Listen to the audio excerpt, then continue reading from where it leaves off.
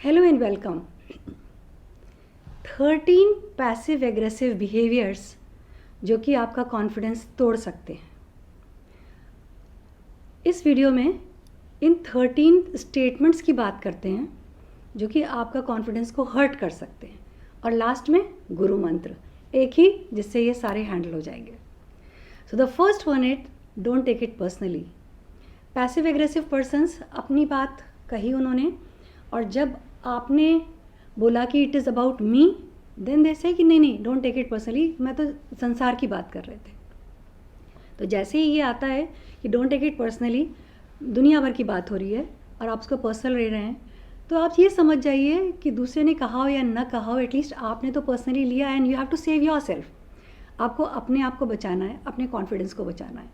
यदि आपको ये स्टेटमेंट आ रहा है कि आप पर्सनली ले रहे हैं इसको, डोंट टेक इट पर्सनली, दूसरा कह रहा है, तो समझ जाइए कि हाँ, आपको वो चीज़ कहीं हर्ट कर रही है और आपके किसी स्टेटमेंट से ये बात गई दूसरे के पास कि उसको कहना पड़ा कि नहीं don't take it personally. So as soon as ये स्टेटमेंट सामने आता है कि किसी सामने वाले को कहना पड़ता है आपसे कि डोंट टेक इट पर्सनली, उस डिस्कशन से हट जाइए। Second is, it's not about money. 99% of the times when somebody says this is not about money, that discussion has been about money. वो डिस्कशन शुरू ही नहीं होता यदि उसका मनी उसका बेसिस नहीं होता। मान लीजिए आप 4 फ्रेंड्स थे, आप कहीं जाने वाले थे, आपने मिलके एक प्रोग्राम बनाया, एक उसमें से बैकआउट कर गया। यदि वो सिकनेस, बीमारी की वजह से बैकआउट किया, सब समझते हैं, पर यदि सिंपली ऐसे ही कर दिया तो पूरा का पूरा प्रोग्राम फेल हो गया। प्रोग्राम क्यों फेल हुआ?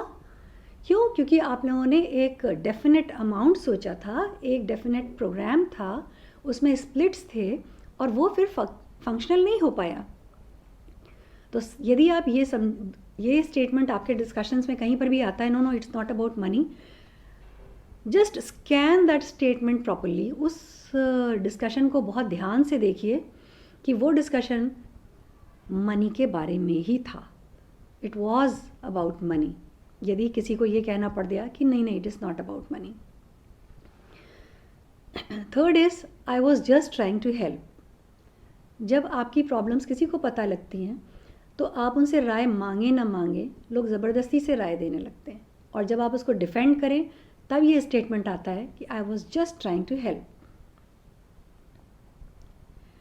Best part is deal with your problems yourself, और जिस किसी को आप समझें कि उस प्रॉब्लम को समझता है, सिर्फ उससे वो प्रॉब्लम डिस्कस करें, अदरवाइज़ हर एक से डिस्कस करने की ज़रूरत नहीं है, क्योंकि उनके सजेशंस जो होंगे वो शायद आपको फिट नहीं बैठते, क्योंकि लाइफ हर एक के लिए बहुत डिफरेंट होती है, घटनाएं अलग अलग होती हैं, एक्सपीरियंसेस अलग अलग होते हैं, जिनसे हम लोग कॉन्स्टिट्यूट होते हैं, हम लोग सब बनते हैं। और उसमें जब आप दूसरा कोई आपको एक सोल्यूशन बता रहा है और आप उससे एग्री नहीं करेंगे, तो ये वाला स्टेटमेंट आएगा कि मैं तो सिर्फ हेल्प करने की कोशिश कर रहा था, I was just trying to help. So be aware of this statement, quote unquote, I was just trying to help.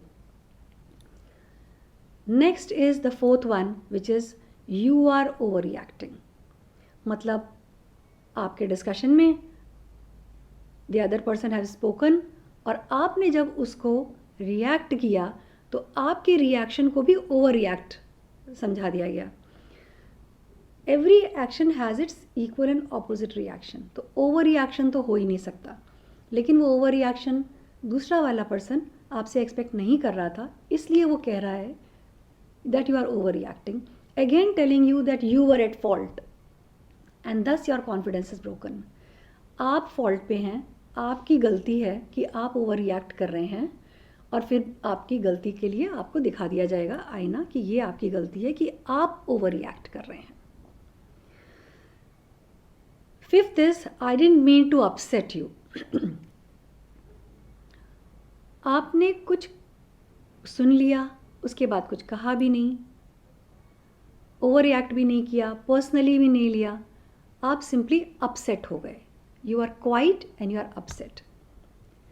तब ये स्टेटमेंट आता है कि I never meant to upset you, तुम्हें अपसेट करने का मेरा कोई इरादा नहीं था, लेकिन यू हैव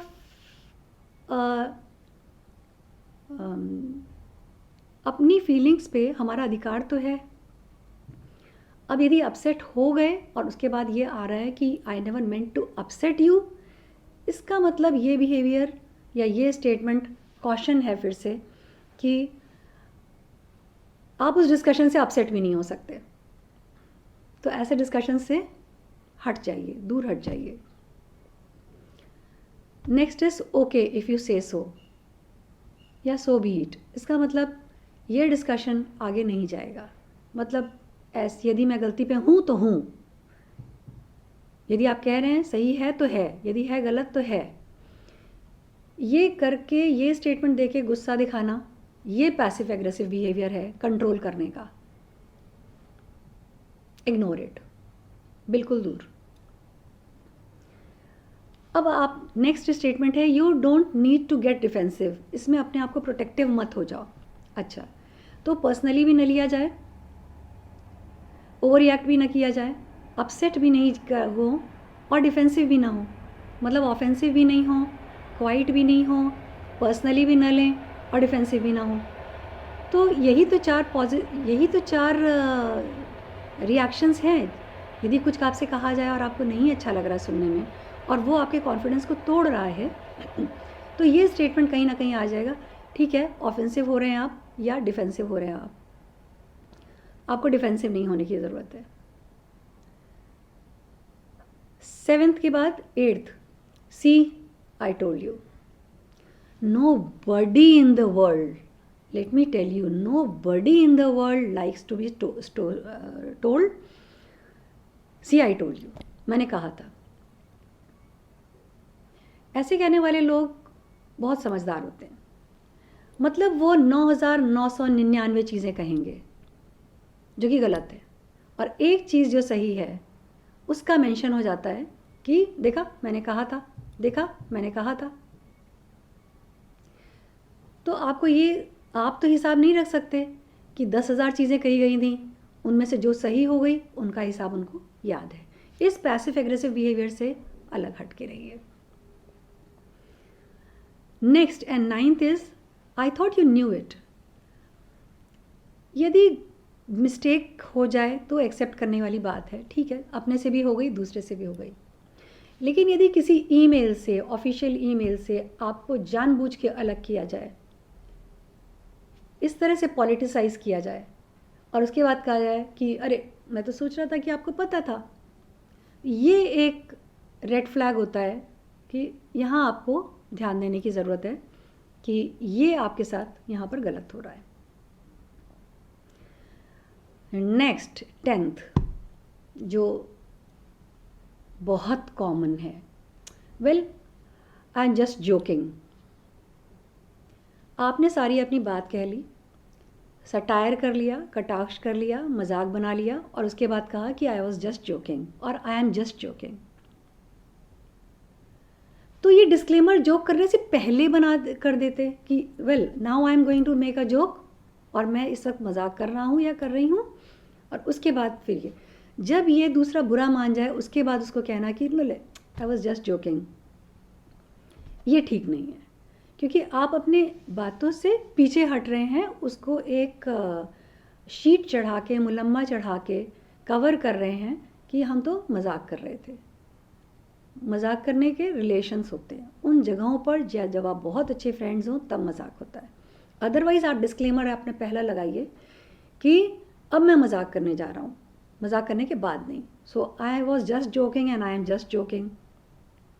ये पैसिव एग्रेसिव बिहेवियर है कि पहले उन्होंने एग्रेसिव होकर आपको कुछ कह दिया, उसके बाद जब आपने कुछ रिएक्ट करना शुरू, आई वॉज जस्ट जोकिंग या आई एम जस्ट जोकिंग, नहीं चलेगा।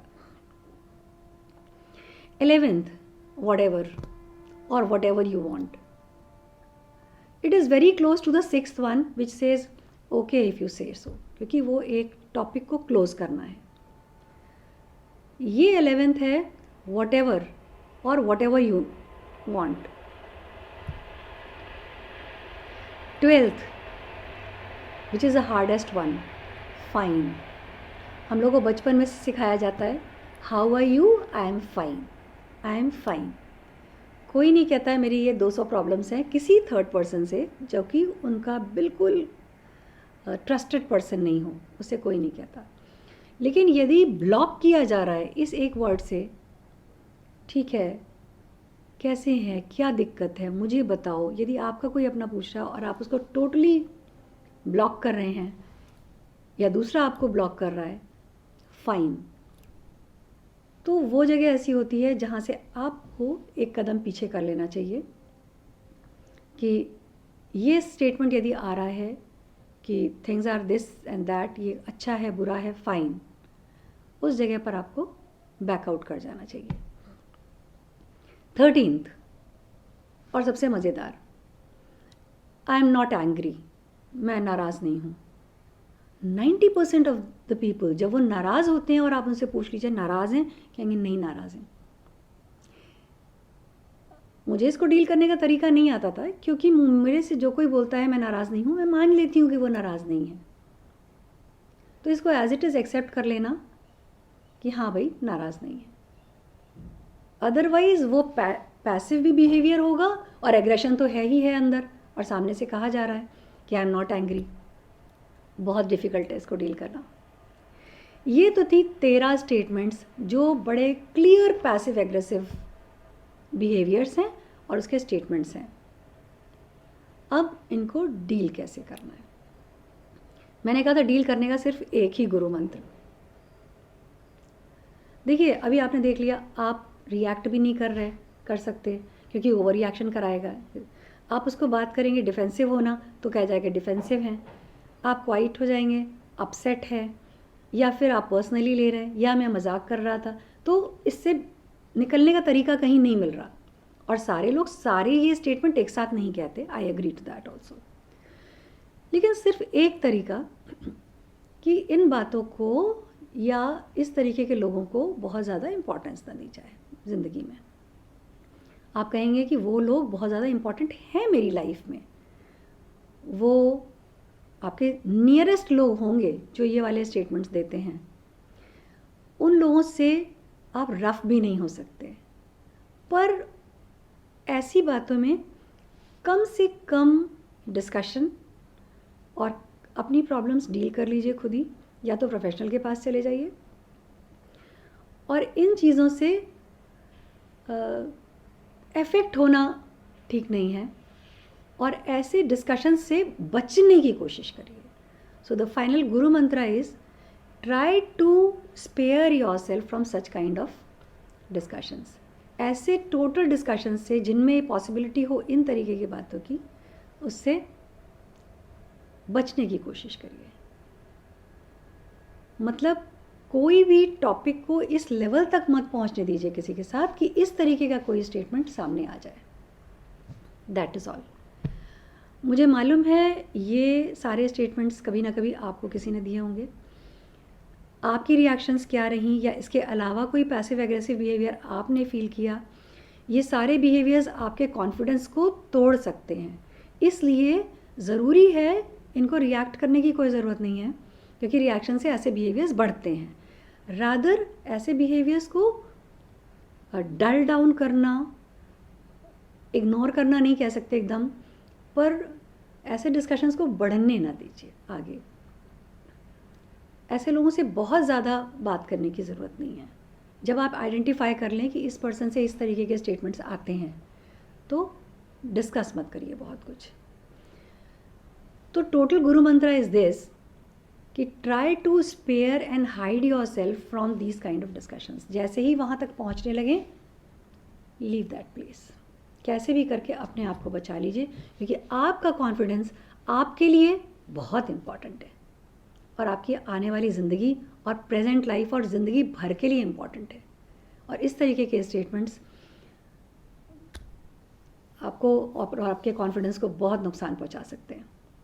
सो be confident, love yourself, live happily.